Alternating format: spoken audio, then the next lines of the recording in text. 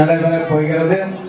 அந்த திருமங்கலிய தானமானது இப்பொழுது உங்களை தேடி திருமங்கலியம் வந்து கொண்டிருக்கிறது. தயவு செய்து எல்லோரும் உட்கார்ந்த இடத்துல இருந்து திருமாலை அவரவர் பிரார்த்தனை செய்து கொள்ள கேட்டுக்கொள்கிறோம். இந்த நேரத்திலே எம்பெருமான் கல்யாண உற்சவம் செய்து வைப்பதாக பிரார்த்தனை செய்து கொள்ளலாம். உங்களுடைய காரியங்கள் மங்களமாக நடைபெறும். கல்யாணமாகாத கன்னிப்பெண்களுக்கு கல்யாணம் வீட்டிலே வரும். மேலே எம்பெருமானுடைய காரிய சித்திக்காக கல்யாண உற்சவம் செய்து வைக்கலாம். நமது மன சஞ்சலங்களை நீக்கக்கூடிய காரியமாக இந்த கல்யாண உற்சவம் செய்து வைக்க பிரார்த்தனை செய்து கொள்ளலாம்.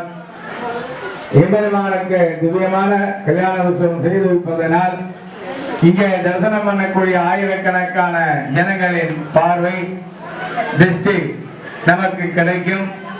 அதனுடைய பலனாக நமது மனதிலும் இல்லத்திலும் நல்லது நடைபெறும். அப்பேற்பட்ட விஷயமாக இந்த கல்யாண உற்சவம் மிக சிறப்பாக சொல்லப்பட்டிருக்கிறது. இந்த கல்யாண உற்சவத்தை பிரார்த்தனை செய்து கொள்கின்றவர்கள் அந்தந்த திருக்கோவிலில் உள்ள அர்ச்சகர்களை கலந்து கொண்டு அந்த கோவிலின் வழிமுறைப்படி திருமங்கலத்தை இந்த திருமணத்தை எம்பெருமானுக்கு நடத்தி வைக்கலாம். இப்பொழுது எம்பெருமானுக்கு திருமங்கல தாரணம் நடைபெறுகிறது. அதன் பின்னாக நாம் மாப்பிள்ளை பெண்ணுக்கு பொய் எழுதுகிறோம். ஒவ்வொரு கல்யாணம் நடந்தாலும் ஒவ்வொரு வாகனத்திலே நீதி விழா வர இருக்கிறது.